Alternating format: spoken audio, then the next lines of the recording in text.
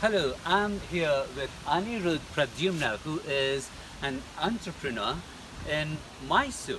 Aniruddha completed his Masters of Business Administration, and then he thought that, particularly in India, which is also true globally, I suppose, that we kind of approach our life from a sense of compulsiveness, and his line is from compulsiveness to consciousness, how to shift our consciousness in becoming successful and be happy. And particularly, I think this is important in India. Why, Anirudh, did you start this school called the Thought School, where you are engaging people from the age of 4 up to any age to actually realize their fullest potential, to be happy, and then to become entrepreneurs? First and foremost, in fact, Thought School is not new to India. Thought School comes from the roots of India. So if you understand the way Indian societies and culture have been cultivated, if you look at the great temples that have been built, if you look at the great technologies that have evolved, you will find talents across the levels, starting from the executory staff till the strategic planning. You will find great talents being involved in building everything. So the only way that help people to be successful, to go beyond their economic survival and their emotional comfort, to go beyond something to reach what is the best thing they can do. This was possible only in India. Where would you say that went wrong? I guess, considering that India was once the most sought out place in the world historically Yeah. for its overall development, and then we had 800 years of invasion. There was Mughal invasion, we were colonies of Portuguese, and then the colonial invasion. And honestly, colonial invasion perhaps was the worst because although the British left India, the British mindedness of that time, I'm not talking about today's Britain, which is very prospective, that did not live India. Most of the Indian kids were trained to count well, to memorize, to actually become clerks as opposed to become entrepreneurs, which I suppose ended up in them taking up civil services where it wasn't an opportunity for them to actually completely realize their potential. Therefore, we had forced engineers, forced doctors, forced, you know, uh, kind of professions, which probably is what you see in India, kind of affecting the educated Indians, particularly in terms of their stress levels and therefore not contributing to the society. Once, how there was so much innovation in India, would you say that this would be one of the reasons why Thought School might actually bring back the original innovative invention that an individual has to go through? Very much. In fact, Thought School need not have to bring out anything. If every Right. Indian looks to be the same that his ancestors once lived like, Right. just taking care of his body, his wellness, and his thinking, everybody will be successful. And just to answer how British changed and what went wrong with India, as we all know, if you're very rich, you can always expect thieves to come and steal what you have. So that is how India always saw invaders coming from all across. Today we are looking at a video. The word video comes from the Sanskrit word Veda, which means to say, to express. We call mother, which comes from the word matru. We call father, which comes from the word pitru.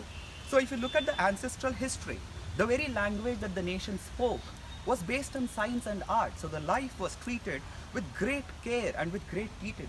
Starting from the culinary expertise to the way a woman dresses in India, everything has a magical creativity in it.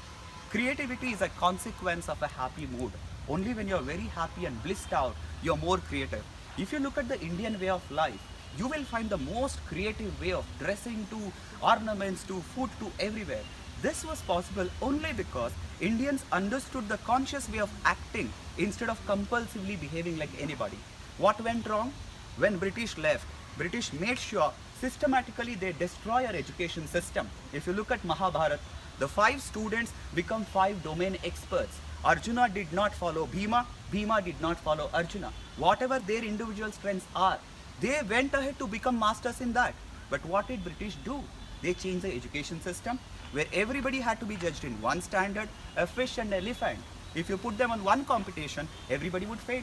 That is the only reason why Indians, in the race of becoming Westerners, have lost what is supposed to be Indian, and that's the only struggle. Otherwise, this has always been the land which taught the whole world about how civilization should be, because the science of family comes from India.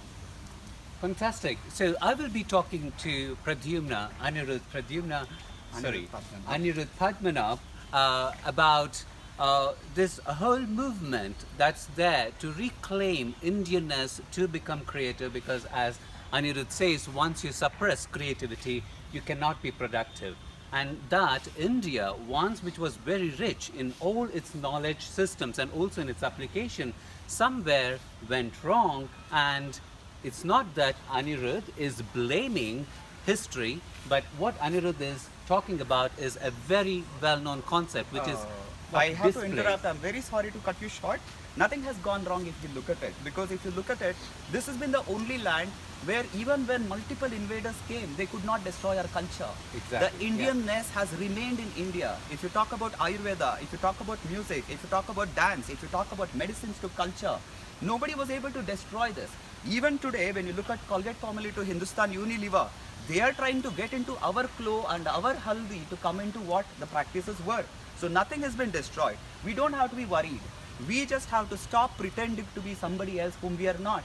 If you just realize who you are, where you are born, what is available to you as the knowledge resource in this land, that's good enough for us to start from today and to be what we are.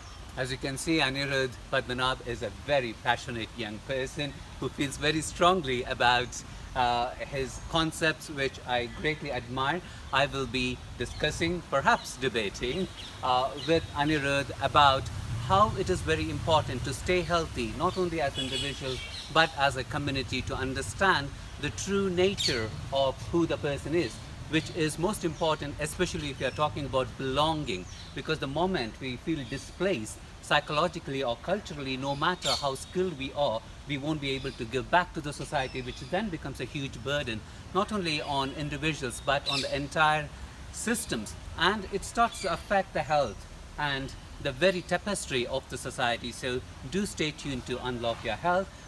It will be a 45-minute long interview, and I can see that there's going to be quite a lot of debate, I suppose, but which is exactly what we want. I would love- Debate I would is the welcome most that, important yeah, thing. yeah. So do stay tuned to Unlock Your Health, and the website is www.uyhradio.com. Thank you.